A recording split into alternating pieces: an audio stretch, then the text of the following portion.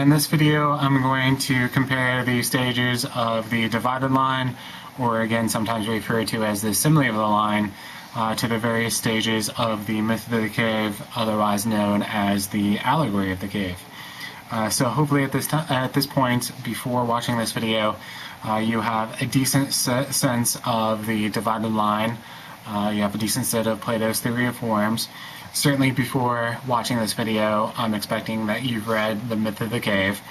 And so if you've worked your way through all of those materials, this video really is just about putting all the pieces of the puzzle together. I'm going to run through it fairly quickly. Again, the idea is just one last perspective on what Plato is really getting at. So on the, let me actually turn it horizontally here. On the left-hand side, we'll do the myth of the cave. On the right-hand side, we'll do the divided line. And I think it makes sense here to start at the very bottom. So at the bottom of the divided line, we have shadows. And then a real simple, basic, obvious question. What does that compare to in the myth of the cave and the allegory of the cave? And this part should be blatantly obvious. In the myth of the cave, there are shadows on the wall of the cave itself. So shadows compare, of course, to shadows. As we work our way up the divided line, what then is responsible for casting shadows? And in the divided line, that would of course be sensible objects or physical objects. And together those constitute the bottom half of the divided line, which we might refer to again as the visible world. So then the question becomes, what's responsible for casting shadows in the myth of the cave? And if you're having a difficult time visualizing what's going on, again, I posted several excellent videos on Canvas. Hopefully you've been through those at this point. But in the passage, there are prisoners chained up in a cave, and they're oriented such that they're staring at shadows on the wall. Others are walking back and forth freely, and they're carrying various artifacts with them. And so as they walk back and forth, these artifacts cast a shadow on the wall of the cave. And again, the prisoners are oriented such that they're viewing the shadows. Imagine that this is their entire existence. This is all they've ever known. And so this is their reality.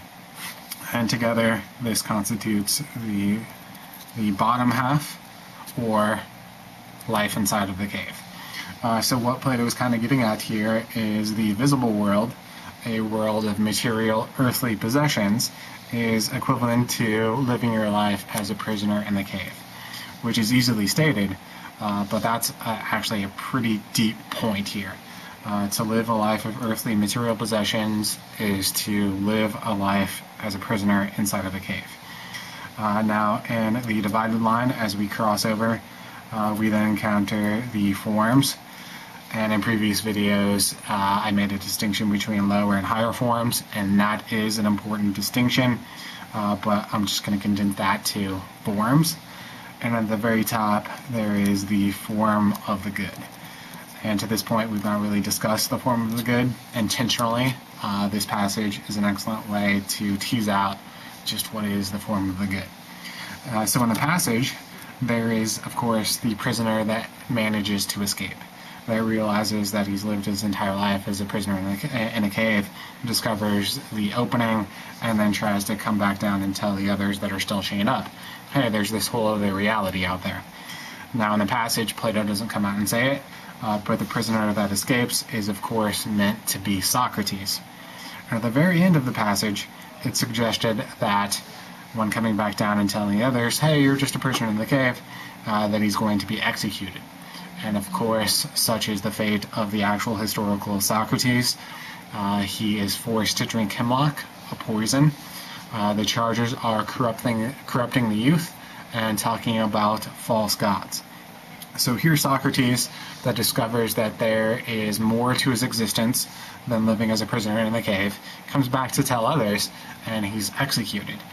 If you want to continue some strong and obvious religious parallels, compare and contrast the life of Socrates to the life of Jesus. Quite similar in that Jesus is saying there's more to your life than material earthly possessions, and of course executed likewise. So life inside of the cave, and then life outside of the cave. Life outside of the cave aligns to forms. There's a greater reality than an earthly material existence. And in the passage, Plato discusses the form of the good by way of the sun. And I'm going to stop well short of giving you a formal definition of the form of the good. Plato uses the sun as a metaphor, so think quickly about the sun. The sun obviously makes all life possible, just as the form of the good is that which makes everything possible.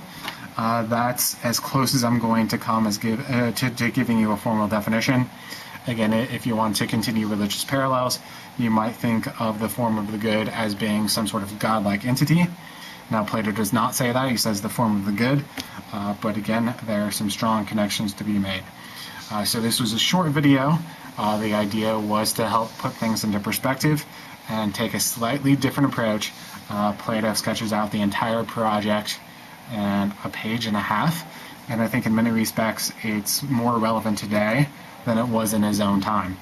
After all, many of us, myself included, spend our waking hours staring at images, staring at shadows on the wall of a cave. We spend most of our time in front of a cell phone screen, in front of a computer screen, in front of the television, to the point where that becomes our reality. And Plato is saying there's more to your life than this. I think it's relevant in the context of higher education, period. Not just for your philosophy class, but big picture question, what's the purpose of education? And Plato was kind of saying that the purpose of education is to escape the cave, to free the mind, to learn to think critically. And certainly that takes courage. To live life inside of a cave is easy. You can just call out for pizza. But to think critically, to critically examine your own beliefs, again, that takes tremendous courage. So I'm going to cut this one a little short here. If you have questions, don't hesitate to send me an email.